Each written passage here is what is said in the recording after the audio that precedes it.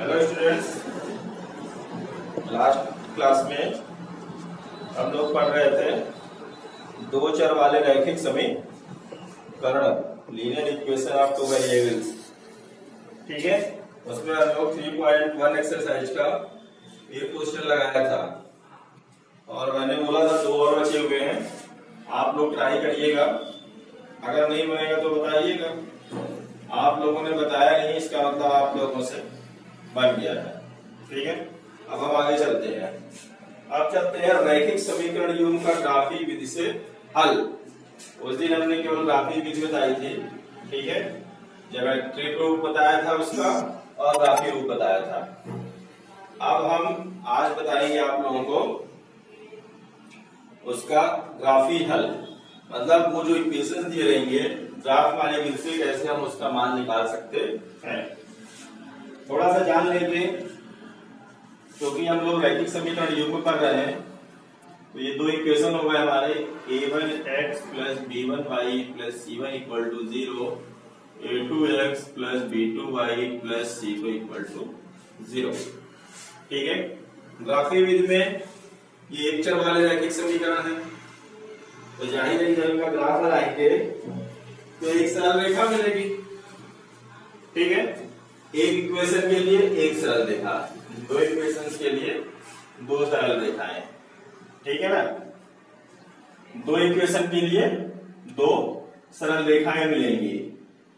अब वो सरल रेखाएं किसी भी प्लेन में दो सरल रेखाएं तीन प्रकार से खींची जा सकती हैं। वो तीन प्रकार कौन कौन से हैं? ये मान लो हमारा XY प्लेन हो गया। ठीक है, XY प्लेन दिया हुआ है। इस समतल पर दो रेखाएं या तो दोनों एक दूसरे के पैरेलल होगी, समांतर, ये दो रेखाएं। ठीक है, दो इक्वेशन के लिए दोनों रेखाएं या तो दोनों एक दूसरे के समांतर होंगी, या किसी एक बिंदु पर दोनों रेखाएं क्या करेंगी, एक दूसरे को इंटरसेक्ट करेंगी, प्रतिच्छेद करेंगी एक बिंदु पर। या एक तीसरी पोजीशन है, दो रेखाएं एक दूसरे को ओवरलैप करेंगी, मतलब दोनों रेखाएं एक दूसरे के ऊपर है, इसमें दोनों रेखाएं एक दूसरे के ऊपर है। ठीक है, इन दोनों इक्वेशंस के लिए जब हम ग्राफ बनाते हैं तो ये सरल रेखाएं मिलती हैं। ये सरल रेखाएं तीन प्रकार से हो सकती हैं, या तो ऐसे मिलेंगी दोनों पैरेलल हो, समांतर हो, या दोनों किसी भी एक पॉइंट पे इंटरसेक्ट करेंगे, फिर या तो दोनों एक दूसरे के ऊपर ओवरलैप करेंगे। अगर ये वाली कंडीशन आती है, दोनों रेखाएं एक दूसरे को एक बिंदु पर इंटरसेक्ट करती हैं, प्रतिच्छेद करती हैं, तो ऐसे में इक्वेशंस का एक यूनिक सॉल्यूशन होता है, एक अद्वितीय हल। अद्वितीय हल का मतलब x और y के केवल एक ही एक मान निकाले जा सकते हैं। ठीक है, अगर ये सिचुएशन आती है कि दोनों रेखाएं एक दूसरे को एट ए पॉइंट पे इंटरसेक्ट करती हैं, तो इस इक्वेशंस को हल करके हम यहाँ से x और y के एक ही मान निकाल सकते हैं, x का एक मान और y का एक मान। ठीक है, x का एक मान और y का एक मान निकाल सकते हैं जब दोनों रेखाएं एक दूसरे को एक बिंदु पर क्या करें, प्रतिच्छेद करें। ठीक है, यहाँ पे अगर हम इन दोनों इक्वेशंस को कंपेयर करेंगे तो हमको इस तरह की स्थिति मिलेगी, a1/a2 does not equal to b1/b2। वो इक्वेशन जो दिए रहेंगे हमारे पास, उन दोनों इक्वेशंस को हम कंपेयर करेंगे तो हमको ऐसी सिचुएशन मिलेगी। जब ऐसी सिचुएशन मिलेगी तो हम कहेंगे कि इन रेखाओं का क्या है, एक अद्वितीय हल है। ठीक है, क्या होता है कि इनका अद्वितीय हल। अद्वितीय का मतलब वो यूनिक हल है, हम निकालेंगे तो भी x और y का मान उसके अलावा दूसरा नहीं आ सकता।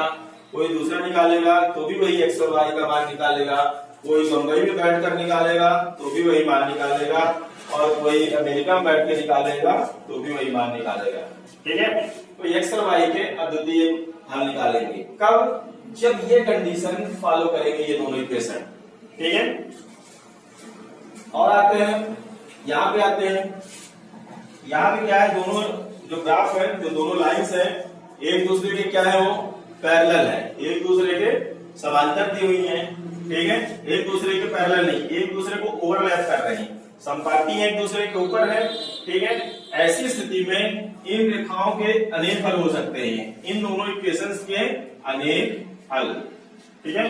बहुत सारे हल हम निकाल सकते हैं, मैं कुछ निकालूंगा, दूसरा कुछ निकालेगा, तीसरा कुछ निकालेगा, चौथा कुछ निकालेगा, मतलब इसके कितने हल हो जाएंगे, बहुत सारे हल हो जाएंगे, अनंता अनेक हल।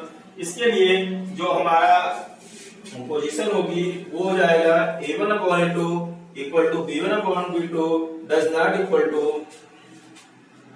इसके लिए जो कंडीशन हो जाएगी a1/a2 equal to b1/b2 b1/b2 equal to c1/c2।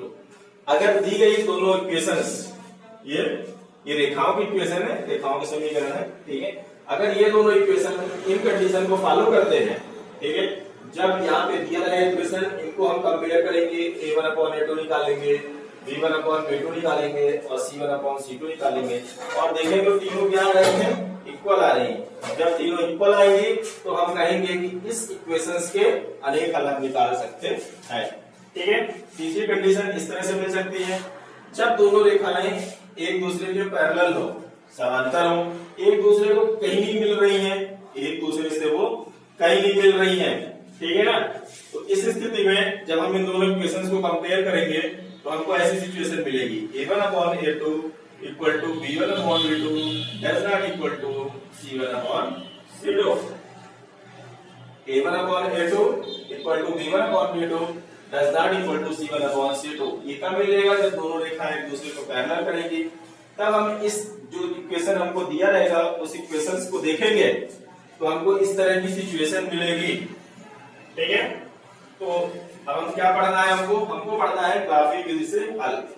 तो हम सवाल को समझेंगे क्या किया जा रहा है, उसके लिए इक्वेशंस को बनाएंगे इस तरह से, जब इक्वेशन बन जाएगी तो फिर हम उसके लिए ग्राफ बनाएंगे और देखते हैं कि ग्राफ एक दूसरे को काटते हैं एट ए पॉइंट पर कि नहीं, ठीक है। इसमें सबसे ज्यादा जरूरी ये है कि आप लोग इसको ग्राफ कागज में बनाएंगे तभी वो हमको काटती हुई एक बिंदु पर मिलेंगी, अदरवाइज वो गड़बड़ हो जाएगा, ठीक है ना। चलिए देखते हैं इसके सवाल।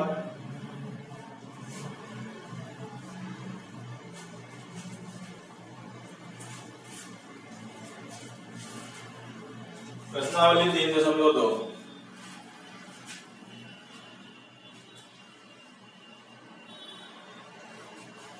इसमें फर्स्ट क्वेश्चन दिया हुआ है,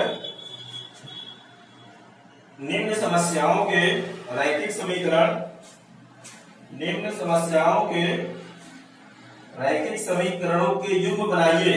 इसमें वर्ड्स में क्वेश्चन दिए हुए हैं, ठीक है, वर्ड्स में क्वेश्चन दिए हुए हैं, आप लोगों को पहले इक्वेशन बनानी है इसमें, ठीक है ना। और जब इक्वेशन बन जाए,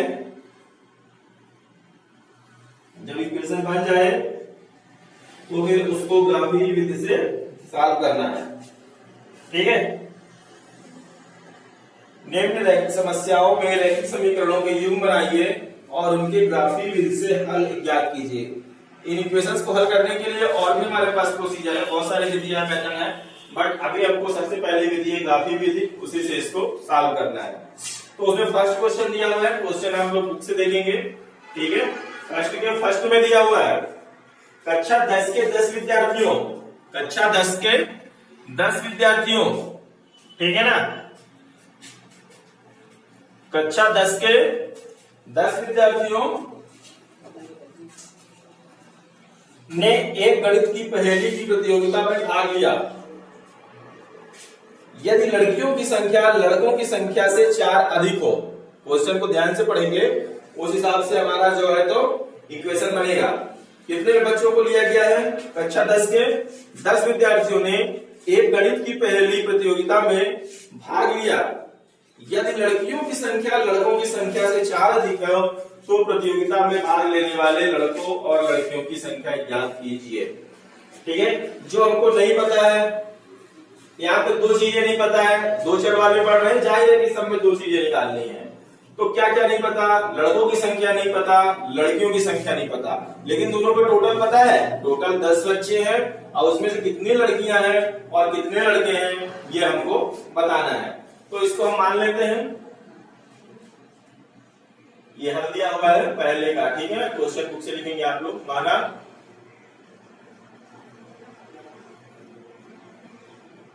लड़कों की संख्या x तथा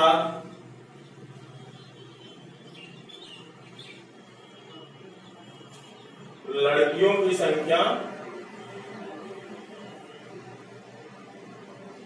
y है, ठीक है। हमको नहीं पता कितने लड़के हैं कितनी लड़कियां हैं, हमने एक को x मान लिया और एक को y, पर दोनों मिलाकर कितने हैं, दोनों का योग कितना है, कितने बच्चों ने भाग लिया, 10 बच्चों ने भाग लिया। अतः या प्रश्नानुसार, प्रश्न में क्या लिखा हुआ है, 10 बच्चों ने भाग लिया, तो x प्लस वाई बराबर हो गया 10। ये हमारा पहला इक्वेशन बन गया ना। दोनों में कुल मिलाकर कितने बच्चे भाग लिए, 10। तो हमने लड़कों की संख्या प्लस लड़कियों की संख्या बराबर कितनी है, 10। क्वेश्चन नंबर 1 हो गया। आप फिर से चलते हैं, अब इसमें फिर से पुनः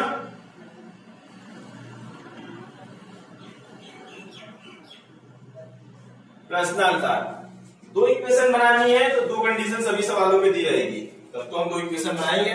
अगली कंडीशन दी हुई है कि यदि लड़कियों की संख्या लड़कों की संख्या से 4 अधिक हो, लड़कियों की संख्या लड़कों की संख्या से 4 अधिक हो, ठीक है। लड़कियों की संख्या क्या है, y है, y। लड़कों की संख्या क्या है, x है। लड़कियों की संख्या लड़कों की संख्या से 4 अधिक, 4 अधिक मतलब इसमें 4 जोड़ दो, ठीक है ना। पूरा प्रश्नानुसार ये हो जाएगा y इक्वल टू लड़कियों की संख्या किसके बराबर है, लड़कों की संख्या से 4 अधिक, 4 अधिक लड़कियों की संख्या लड़कों की संख्या से 4 अधिक, तो y equal to x plus 4। इसमें हम चाहो तो इसको इधर लेके आ सकते हैं, ठीक है। x को इधर लेके आ सकते हैं, x को इधर लेके आ सकते हैं, तो y माइनस क्या हो जाएगा, x हो जाएगा, ठीक है। लड़कियों की संख्या लड़कों की संख्या से 4 अधिक हो, ठीक है। ये हमारा हो जाएगा y minus x equal to 4। यह हमारा दूसरा समीकरण बन गया। तो इक्वेशन हमने बना लिए। अब इन इक्वेशंस के हमको क्या बनाने हैं, रेखा के समीकरण बनाने हैं। ये रेखा के हमको समीकरण मिल गए, इनका ग्राफ बनाना है, ठीक है। अब एक एक करके समीकरण ले लेते हैं और उसके लिए हम दो दो बिंदु निकालते हैं, x y निकालते हैं। कम से कम कितने मान निकालने हैं, 2 3 तो निकाल ही लेते हैं, ठीक है। समीकरण 1 से समीकरण 1 है x plus y equal to 10। अब यहाँ पे किसी दो अननोन राशियां हैं x और y, हम किसी एक का मान अपने से रखते जाएंगे, दूसरे का मान मिलता जाएगा हमको, ठीक है। एक का मान रखते जाएंगे, दूसरे का मान मिलता जाएगा। x बराबर यहाँ पर हम कुछ भी रख सकते हैं, 2 4 6 8 1 2, जो मन पड़े कुछ भी रख सकते हो। हम 3 मान लेंगे। पहला लेते हैं x बराबर, अगर हम x बराबर 0 ले लेंगे तो y बराबर 10 मिलेगा, 10 तक का ग्राफ बन जाएगा, कोई दिक्कत नहीं 0 रखने पर। x की जगह पर जब 0 रख देंगे तो ये क्या हो जाएगा, 0 plus y equal to 10। 0 y जोड़ेंगे y रहेगा, y बराबर कितना आ गया, 10। और मान लेते हैं x बराबर 5 ले लेते हैं, 3 ले लेते हैं, x बराबर 3 रखने पर यहां जब 3 रखेंगे तो 3 प्लस वाई बराबर 10, 3 उधर चला जाएगा, y बराबर 10 माइनस 3, तो y बराबर आ गया 7। एक मान और ले लेते हैं, x बराबर 5 रखने पर 5 भी रख लेते हैं। जब यहाँ पे 5 रखेंगे तो 5 plus y equal to 10, y equal to जाएगा 10, ये उधर गया तो माइनस 5, तो y इक्वल टू आ गया 5। 3 बनाएंगे इसके, ठीक है। इसके लिए सारणी बना लेते हैं। एक्स वाई, एक्स बराबर 0 रखने पर वाई बराबर कितना आया था 10, एक्स बराबर 3 रखने पर 7 और 5 रखने पर 5। इक्वेशन 1 के लिए ग्राफ बनाने के लिए हमको बिंदु मिल गए x y x y x y, क्योंकि ग्राफ बनाने के लिए दो किसी भी बिंदु के दो निर्देशांक एक्स वाई दोनों निर्देशांक पता होना चाहिए, तब तो हम उसको ग्राफ में प्लॉट करेंगे कि वो बिंदु कहां पे है। इसी प्रकार सेकंड इक्वेशन पे चलते हैं। सेकंड इक्वेशन हमारी है समीकरण 2 से,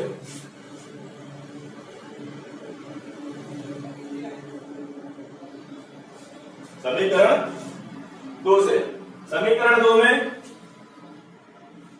समीकरण 2 से y minus x equal to क्या दिया हुआ है 4। यहां भी हम किसी एक का मान मानते जाते हैं, दूसरे का मिलता जाता है। x बराबर 0 रख लेते हैं,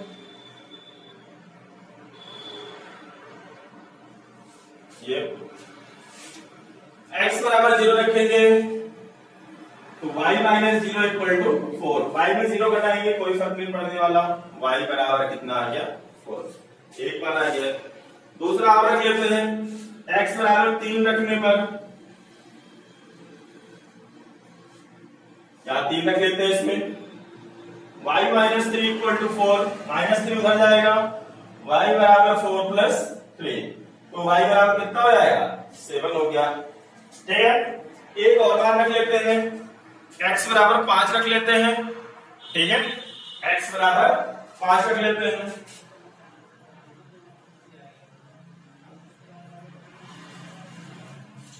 पांच रखने पर यह हो जाएगा y माइनस 5 इक्वल टू 4, तो y इक्वल टू ये साइड ही आएगा तो 4 प्लस 5, तो y इक्वल टू आ गया 9।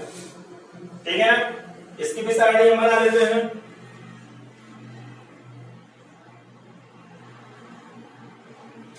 ये x बराबर 0 पर y बराबर 4,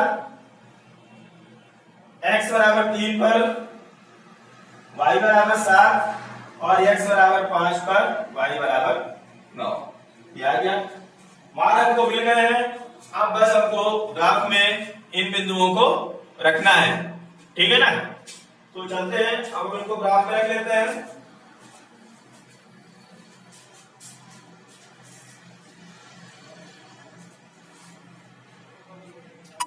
यहां पे जो मान मैंने इसमें माना था वही इसमें मान लिया है, ऐसा जरूरी नहीं है कि यहाँ भी जो मान हो वही वही यहाँ भी मानना है। ठीक है ना, अलग अलग मान भी माने जा सकते हैं।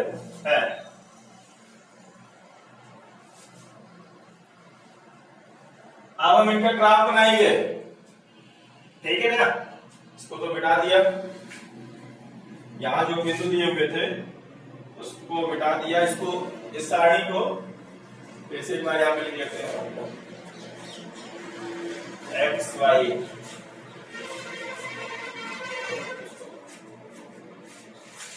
X Y. ठीक है, ये हमने दोनों इक्वेशन से ये बिंदु निकाल लिए थे। अब इनके लिए ग्राफ बनाएंगे। ग्राफ कॉपी में अगर बनाते हो तो ये एकदम कॉपी के बीच में बनाने हैं। ठीक है, एकदम कॉपी के बीच में बना लेंगे। वैसे ये तो धनात्मक मान लिए गए हैं, तो किनारे से बना लोगे तो चल जाएगा, क्योंकि पूरा ग्राफ इधर बनेगा। ठीक है, तो किनारे से भी बना सकते हो तो चल जाएगा। ये हमारा कहलाता है एक्स अक्ष,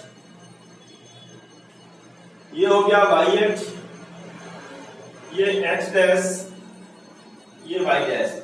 ये दोनों जहां एक दूसरे को रेखाएं काटती हैं उसको हम क्या बोलते हैं, मूल बिंदु बोलते हैं। अब अगर नॉर्मल कॉपी में बनाते हो तो निश्चित बराबर दूरी पर ही यहाँ पे पॉइंट लेने हैं, 1 2 3 4, और नहीं तो ग्राफ कॉपी बनाएंगे तो ज्यादा सही रहेगा, 5 6 7 8 9। यहाँ पे x की वैल्यू अधिकतम 5 है तो 5 तक भी लिख सकते हो, पर हमने यहाँ पे 10 लिख दिया, कोई दिक्कत नहीं है। y की सबसे ज्यादा वैल्यू 10 है तो y पे 10 तो होना निश्चित है। ठीक है, यहाँ भी एकदम इक्वल दूरी पे, जितनी दूरी पर ये है उतनी दूरी पर इधर भी पॉइंट रखने हैं, 1 2 3 4 5 6 7 8 9 एंड 10। ठीक है, ग्राफ कॉपी में जब आप बनाते हो तो सब में लाइनें खींची रहती है, लिखने में ये 1 2 लिखने में कोई दिक्कत नहीं होती। नॉर्मल कॉपी में बनाएंगे तो ध्यान रखेंगे एकदम बराबर स्थान पे होना चाहिए। अब इस इक्वेशंस के लिए पहले इसके लिए देख लेते हैं कि ये बिंदु कहां कहां आएंगे। यहाँ पे कौन कौन से बिंदु है? 0 10, x बराबर 0, y बराबर 10। x जो है तो इस पूरी लाइन पे 0 रहता है, इस पूरे y अक्ष पे x बराबर क्या रहता है? 0। जैसे जैसे हम इधर को बढ़ते जाते हैं x का मान बढ़ता जाता है। ये देखो x बराबर 1 2 3 4 5 6। अब इधर क्यों लाते हैं? x का मान घटता है, इधर माइनस में होता है, जरूरत नहीं थी इसलिए नहीं लिखा गया है माइनस। ठीक है, तो इस पूरी लाइन पे x बराबर 0 होता है। अब हम क्या ढूंढ लें कि y बराबर 10 कहां पे है? तो y बराबर 10 कहां पे है? ये लिखा हुआ है y बराबर 10। तो ये हमारा पहला बिंदु हो गया 0 10। इसको नाम भी दे सकते हो ए बी सी लिख सकते हो। फिर दूसरा देखते हैं x बराबर 3। x बराबर 3 कहां मिलेगा? x अक्ष में मिलेगा। ये मिल गया हमको x बराबर 3। फिर y बराबर कितना है? 7। y बराबर 7 कहां मिलेगा? y अक्ष में मिलेगा। ये मिल गया y अक्ष में। अब हमको एक ही बिंदु बनाना है कि वहां पे 3 भी हो 7 भी हो। ठीक है, उसके लिए अगर ग्राफ में बनाओगे तो लाइन इस तरह से रहेगी। अगर पटरी से बनाते हो प्लेन कागज में तो इस तरह से इसको देख लेना कि ये हमारा सही आना चाहिए, इस तरह से। ठीक है ना, इस तरह बनाना नहीं है, बिंदु लस लेना है। ये इस तरह से आ जाएगा 3 और 7। 3 और 7 के ठीक सामने ये बिंदु हमारा हो गया कौन सा? 3 और 7। एक और है x बराबर 5 और y बराबर 5। x बराबर 5 ये है, y बराबर 5 ये है। तो ये हमारा कहां पे आ जाएगा? लगभग इस 5 और इस 5 के सामने। ठीक है, इस वाले 5 और इस वाले 5 के सामने। ग्राफ में बनाने पे एकदम कटान बिंदु बने रहते हैं, बड़ी आसानी से आप लोग उसको बिंदु को प्लॉट कर सकते हो। ये तीनों बिंदु आ गए। अब तीनों बिंदुओं को एकदम पलटी करके इस तरह से हम मिला देंगे तो हमको एक स्ट्रेट लाइन मिलेगी। ये इस तरह से। इसको कितना आगे भी बढ़ा सकते हो, आगे पीछे भी बढ़ा सकते हो, ऐसा नहीं केवल इतने पे रखो। हर लाइन हमेशा सीधी रखना है, पटरी की साइड खींचना है। ये हमारे पहले इक्वेशन का आ गया। पहला इक्वेशन हमारा क्या था? x plus y equal to 10। ये x plus y equal to 10 के लिए सरल रेखा है। ठीक है, सरल रेखा का समीकरण है, वो रेखा इस तरह से होगी जिसका इक्वेशन ये दिया हुआ है। अब चलते हैं दूसरी इक्वेशन पे। दूसरा दिया हुआ है x बराबर 0 y बराबर 4। x बराबर 0 y बराबर क्या दिया हुआ है? 4 दिया हुआ है। x बराबर 0 फिर से पूरी इसी लाइन पे है और y बराबर 4 कहां पे है? ये दिया हुआ है। मतलब यहां पे क्या है? 0 और 4 है। फिर x बराबर 3 y बराबर 7। 7 यहां पे है, 3 यहां पे है। ठीक है, हमने एक बार पहले भी एक बिंदु को लिया था पिछले वाले सवाल में, तो दूसरा बिंदु इसका यही आता है। ठीक है, इस इक्वेशन का भी दूसरा बिंदु यही है। फिर x बराबर 5 और y बराबर 9। तो 9 यहां पे लेंगे सामने और 5 यहां कहीं पे आएगा। ये इस तरह से 5 और 9, ये हो गया 5 9। अब इन तीनों बिंदुओं को भी पटरी रख के जब मिलाएंगे तो इस तरह से हमको एक रेखा मिलेगी। तो दो रेखाएं हमको मिली, दोनों एक बिंदु पर प्रतिच्छेद कर रही हैं। कहां पे प्रतिच्छेद कर रही हैं? बिंदु 3 और 7 पे प्रतिच्छेद कर रही हैं। 3 मतलब x निर्देशांक, 7 मतलब y निर्देशांक। 3 x निर्देशांक है और 7 y निर्देशांक है। ठीक है।